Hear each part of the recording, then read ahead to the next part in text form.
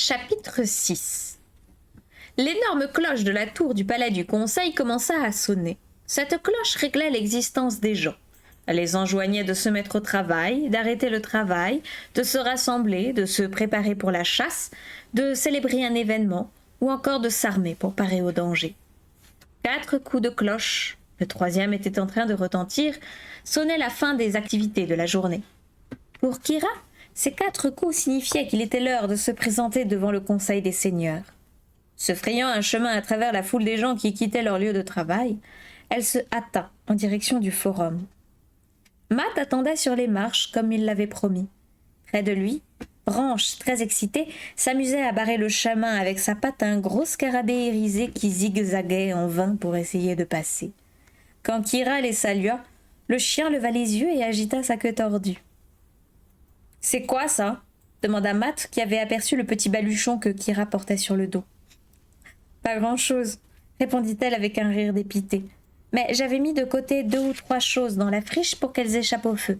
Mon panier de fil et quelques bouts de tissu. Et regarde ça, Matt !» Elle fouilla dans sa poche et brandit un rectangle tout cabossé. « J'ai trouvé mon pain de savon sur les rochers, là où je l'avais laissé. Une chance pour moi, car je ne sais pas comment on fabrique ça. Je n'ai pas d'argent pour en acheter. » Elle se mit à rire en réalisant que Matt, hirsute et dépeigné comme il l'était, ne ressentait pas le moindre besoin de savon. Sans doute avait-il une mère quelque part, et en règle générale, les mères récurrent de temps à autre leurs minots, mais pas une seule fois, elle n'avait vu le garçon propre. « Tiens, t'es apporté ça. » Matt désigna sur la marche, près de lui, un tas d'objets hétéroclites, enveloppés au petit bonheur dans un morceau de tissu sale. « Des petites choses que j'ai pris avant l'incendie pour toi les avoir en cas qui te laisse rester. »« Merci, Matt. » Kira se demanda ce qu'il avait bien pu choisir de sauver. « Mais tu peux point porter ça, » reprit Matt. « Cause que t'as cette affreuse boiterie. Serait ton porteur quand c'est qui t'y diront où tu restes. Comme ça saurait aussi le chemin. » L'idée que Matt pût l'accompagner et connaître l'endroit où elle allait vivre plaisait à Kira. C'était comme si les choses perdaient leur étrangeté. « Alors, attends ici, » lui dit-elle. « Il faut que j'aille au palais. Ils vont me montrer où je vais vivre. Je reviendrai te chercher.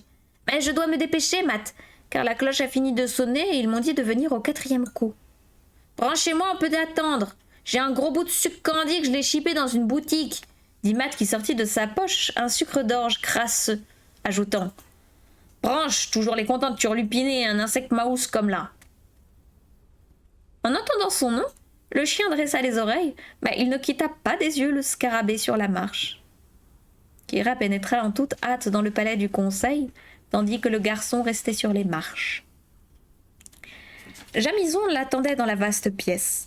Elle se demanda si celui qui avait été nommé pour la défendre lors du procès était désormais chargé de la surveiller. Bizarrement, elle ressentit une petite pointe d'irritation contre lui. Elle était assez grande pour se débrouiller toute seule. Beaucoup de filles de son âge se préparaient déjà au mariage. Elle savait depuis toujours qu'elle ne se marierait pas.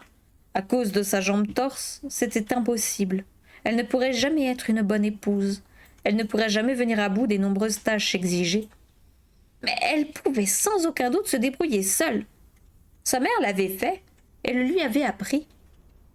Mais Jamison lui adressa un signe de bienvenue et sa fugace irritation s'évanouit, aussitôt oubliée. « Te voilà donc, » dit-il. Il se leva et rangea les papiers qu'il était en train de lire. « Je vais te montrer ta chambre. Elle n'est pas loin, dans une aile de ce bâtiment. » Il la regarda alors et vit le petit baluchon qu'elle portait sur le dos. « C'est tout ce que tu as ?»« Non, » répondit Kira. « Mais je ne peux pas porter grand-chose à cause de... » Elle désigna sa mauvaise jambe. Jamison hocha la tête. « Alors j'ai quelqu'un pour m'aider. Un petit garçon. Il s'appelle Matt. J'espère que cela ne vous ennuie pas, mais il est assis sur les marches. C'est lui qui a mes autres affaires. J'espérais que, peut-être, vous lui permettriez de m'aider. Il est très gentil. » Jamison eut un léger froncement de sourcils, puis, se retournant pour appeler l'un des gardes, « Allez chercher le garçon qui est sur les marches. »« Ah !» interrompit Kira. Jamison et le garde se retournèrent tous les deux. Elle se sentait gênée, embarrassée, et parlait d'un ton d'excuse. Elle eut même la sensation de s'incliner légèrement. « Il a un chien, dit-elle à voix basse. Il ne se déplace jamais sans ce chien. Il est tout petit, ajouta-t-elle dans un souffle. Cette fois, Jamison la regarda d'un air impatienté, comme s'il avait tout à coup pris conscience du fardeau qu'elle allait être pour lui. « Ramenez le chien aussi, finit-il par dire au garde avec un soupir. Il les conduisit tous les trois le long du couloir. Ils formaient un étrange trio. Ah.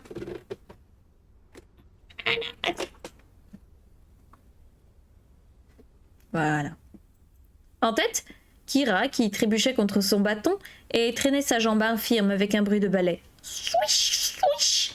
Puis Matt, pour une fois silencieux, qui, les yeux écarquillés, s'imprégnait de la majesté des lieux. Enfin, le chien à la queue tordue, tout content de tenir dans sa gueule un scarabée au supplice, qui faisait teinter ses petites griffes contre le sol dallé. Tip-tap, tip-tap. Matt posa le baluchon de Kira à terre. Attendez, je pose mon... Voilà, comme ça. Juste au seuil de la chambre, qu'il se refusa à franchir, ne serait-ce que d'un pas. Il avait tout regardé de ses grands yeux observateurs, pris la mesure de toute chose, et en était venu de lui-même à cette décision. « Branchez-moi, on attendra dehors », déclara-t-il avant de demander, tout en parcourant du regard le vaste espace où il se trouvait. « Et ça, comment que ça s'appelle ?»« Le corridor », dit Jamison. Matt hocha la tête. « Alors branchez-moi, on attendra dans ce corridor. Branchez-moi, on va pas dans la chambre à cause des minuscules petits insectes. » Kira passa rapidement les lieux en revue, mais il n'y avait plus de trace du scarabée. Le chien l'avait mangé. Et de toute façon, il n'était pas minuscule, bien au contraire. Matt lui-même l'avait dépeint comme un vrai monstre.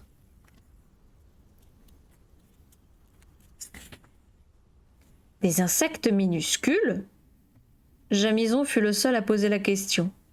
Il avait le front plissé. Branche, il a des puces, expliqua Matt, les yeux rivés au sol. Jamison secoua la tête et Kira vit un sourire effleurer ses lèvres. Il la conduisit à sa chambre. Elle ouvrit de grands yeux. Le cotte où elle avait vécu toute sa vie avec sa mère n'était qu'une cabane au sol de terre battue. Leur lit était une simple paillasse disposée sur une banquette de bois. Elle rangea la nourriture et leurs quelques petites affaires dans des pots faits à la main, et elles prenaient toujours ensemble leur repas, assises à une longue table de bois que le père de Kira avait fabriquée bien avant sa naissance. Après l'incendie, Kira avait déploré sa perte, à cause de tous les souvenirs qu'elle évoquait. Katrina lui avait si souvent raconté comment les fortes mains du père avaient poli le bois et arrondi les coins de la table pour éviter que le bébé, sur le point de naître, ne se blesse à ses angles aigus. De toutes ces choses, le bois lisse, les angles adoucis, les souvenirs des mains de son père, il ne restait que des cendres. La chambre où l'avait introduite Jamison contenait plusieurs tables aux lignes exquises, délicatement ouvragées, et sur le lit en bois, monté sur pied, était jeté un léger couvre-lit tissé. Kira n'avait jamais vu un lit pareil et se disait que les hauts pieds du lit servaient sans doute à protéger des bêtes ou des insectes. Pourtant, il n'y en avait probablement pas au palais du conseil. Matt lui-même, l'ayant deviné, avait consigné dans le corridor les puces de son chien. Il y avait aussi de vraies fenêtres en verre à travers lesquelles on voyait la cime des arbres, car la chambre, située à l'arrière du palais, donnait sur la forêt. Jamison ouvrit une porte à l'intérieur de la chambre, et Kira aperçut une pièce sans fenêtre, plus petite, aux murs couverts de tiroirs. « C'est là que l'on range la robe du chanteur, » lui dit-il. Il entr'ouvrit un très grand tiroir, et elle vit soigneusement plier la robe aux broderies éclatantes. Il le referma et désigna d'un geste les autres tiroirs, plus petits. « Les fournitures, commenta-t-il, tout ce dont tu peux avoir besoin. » Et il rentra dans la chambre où il ouvrit une deuxième porte. Elle entrevit ce qui lui sembla d'abord être des pierres plates. C'était en réalité un sol carrelé d'un vert très pâle. « Ici, il y a de l'eau, » expliqua Jamison, « pour te laver, entre autres. »« De l'eau ? À l'intérieur d'une maison ?» Jamison alla jeter un coup d'œil dans le corridor où Matt et Branche attendaient.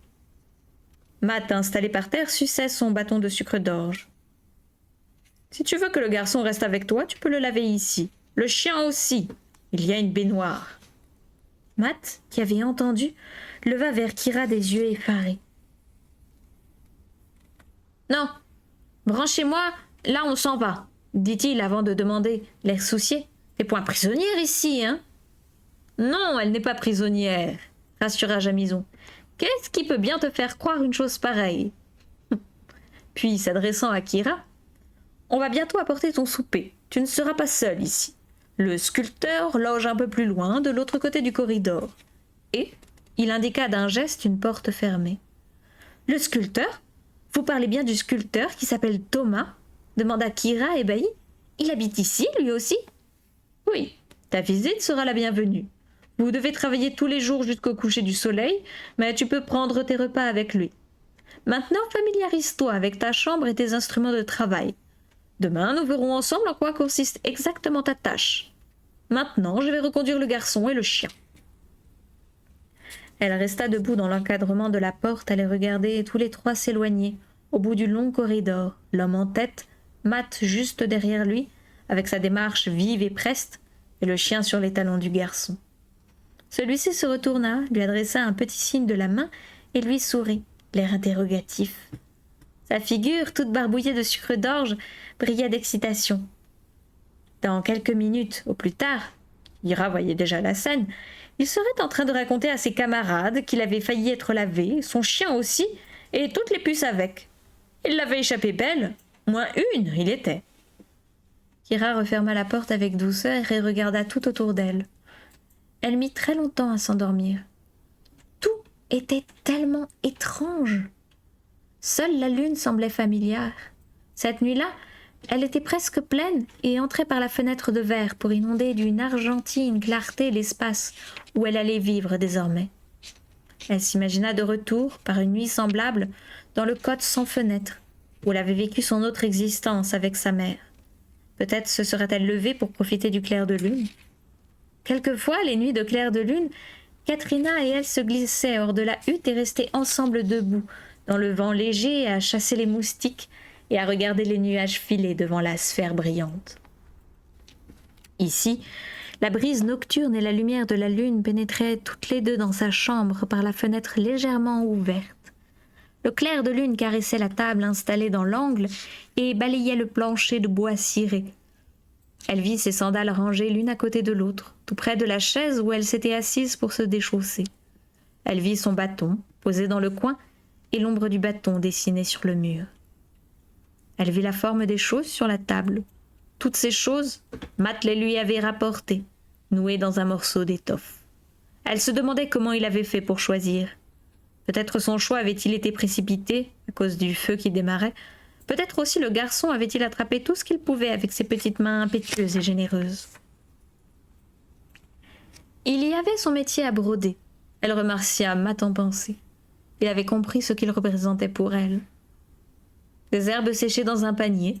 Kira était contente de les avoir et espérait qu'elle arriverait à se rappeler ce qui devait servir à quoi.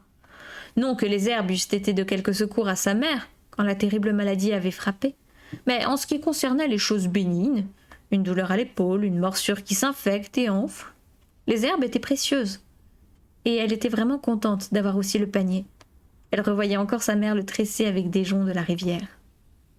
Quelques grossiers tubercules, Kira sourit. Elle imaginait Matt attrapant des choses à manger et les grignotant en même temps. Elle n'en aurait plus besoin désormais. Le repas qu'on lui avait apporté dans la soirée était abondant. Du pain complet, une soupe composée de viande et d'orge et enrichie de dés de légumes verts, une soupe délicieusement parfumée avec des herbes qu'elle avait savourées sans les reconnaître.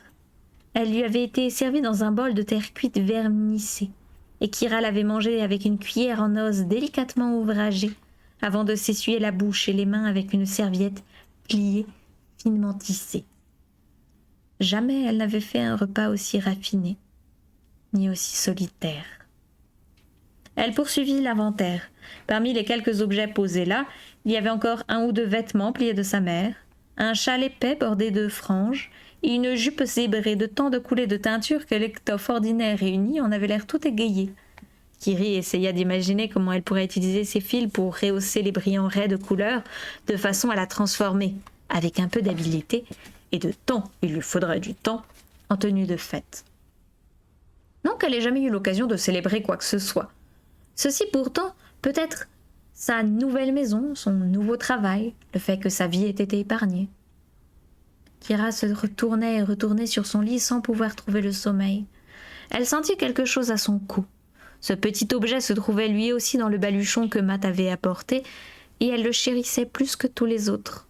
C'était le pendentif que sa mère avait toujours porté sous sa robe, caché à tous les yeux, au bout d'un lacet de cuir. Kira le connaissait bien pour l'avoir souvent touché et caressé quand elle était encore une petite loupiote nourrie au sein. C'était un fragment de roche très brillant percé d'un trou. D'un côté, il était simplement poli, mais de l'autre piqué d'éclats violets tout brillants. Cet objet simple, mais peu commun, était un cadeau du père de Kira, et Katrina l'avait toujours chéri comme une sorte de talisman. Quand elle était tombée malade, Kira le lui avait enlevé pour laver son corps brûlant de fièvre et l'avait posé à côté du panier d'herbes. C'est là que Matt avait dû le trouver. Kira, qui le portait désormais à son propre cou, le mit contre sa joue, dans l'espoir de capter à nouveau quelque chose de sa mère. Son odeur, par exemple. Oui, peut-être son odeur, une odeur d'herbe, de teinture et de fleurs séchées. Mais la petite pierre était inerte et inodore, sans mémoire, sans trace de vie. Il en était tout autrement pour le bout de tissu brodé sorti de la poche de Kira et né comme par magie sous ses doigts. Là où elle l'avait posé près de sa tête, il s'était mis à frémir, à moins que la brise de la nuit qui entrait par la fenêtre ne lui eût donné cette apparence de vie.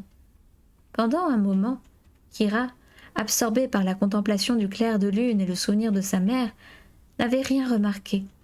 Puis elle avait vu le tissu trembler légèrement dans la pâle clarté de la lune, comme s'il était vivant. Elle sourit, car une comparaison lui était soudain venue à l'esprit. Le morceau d'étoffe n'était-il pas comme le petit chien de Matt, quand il levait les yeux, dressait les oreilles et faisait frétiller sa misérable queue pour attirer l'attention? Elle tendit la main pour le toucher et, sentant sa chaleur dans le creux de sa main, ferma les yeux. Un nuage vint couvrir la lune de son ombre, et la chambre s'obscurcit. Kira finit par s'endormir d'un sommeil sans rêve.